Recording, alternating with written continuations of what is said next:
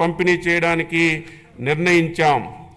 ప్రస్తుతం భూసారాన్ని తెలుసుకోవడానికి వాడుతున్నటువంటి సాంప్రదాయక వెట్ కెమిస్ట్రీ స్థానంలో డైకెమిస్ట్రీ పద్ధతిని వినియోగంలోకి తీసుకురావడానికి చర్యలు తీసుకుంటున్నాం.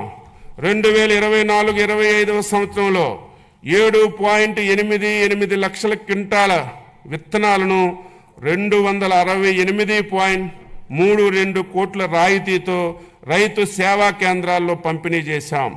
గత ప్రభుత్వం చెల్లించకుండా బకాయిలు పెట్టినటువంటి 120 కోట్లు విత్తన రాయితీని ఈ ప్రభుత్వం చెల్లించింది.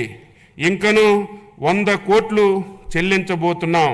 2025-26 సంవత్సరానికి రాయితీ విత్తనం పథకానికి 240 కోట్లు బడ్జెట్లో ప్రతిపాదిస్తున్నాం. 2024-25లో 35.87 లక్షల మెట్రిక్ టన్నుల ఎరువులను సహకార సంస్థలు, రైతు సేవా కేంద్రాలు, ప్రైవేటు వర్కర్ల ద్వారా సరఫరా చేశాం. అలాగే 2025-26 సంవత్సరంలో రాష్ట్రానికి అవసరమైనటువంటి 41.38 లక్షల మెట్రిక్ టన్నుల ఎరువులు సరఫరాకు చర్యలు తీసుకుంటున్నాం.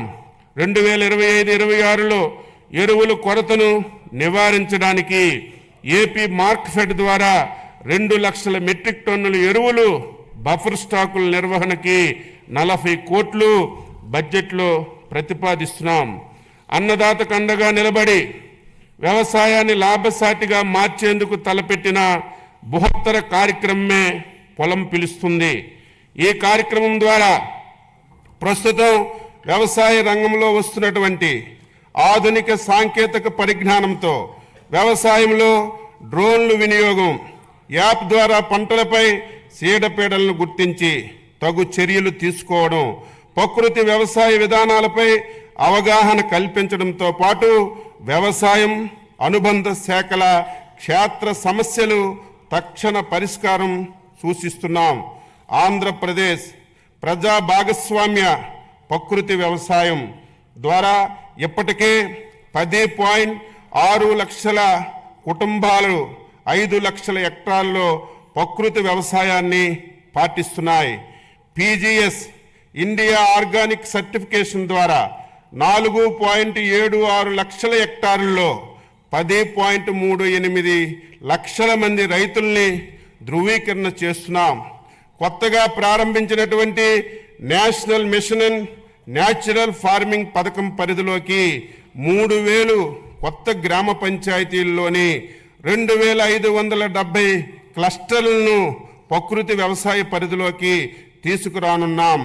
2025-26లో 7,116 గ్రామ పంచాయతీల్లో పిఎండిఎస్ 365 రోజులు గ్రీన్ కవరు ఏడాది పొడవునా ఆదాయాన్ని అందించే ఏ గ్రేడ్ ఏటీఎం మోడల్స్ను మొదలగు రసాయనిక రహిత ప్రకృతి వ్యవసాయాన్ని చేయిస్తున్నాం. సర్టిఫికేషన్ మరియు ట్రేసబిలిటీ అమలు చేయడానికి చర్యలు తీసుకుంటున్నాం.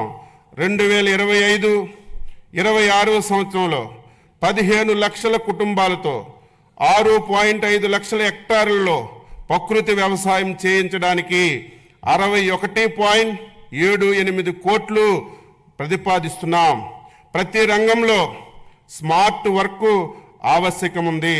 అలాగే వ్యవసాయం రైతు భారం కాకుండా లాభసాటి కావడానికి వ్యవసాయ యాంత్రీకరణ అవసరం. రైతుల కోరిక మేరకు 2024-25 సంవత్సరంలో 50% రాయితీపై 70 కోట్లు 80,000 రాయితీ నిధులతో చిన్న సన్నకారు రైతులకు వ్యవసాయ యంత్రాలు పరికరాలు అందిస్తున్నాం.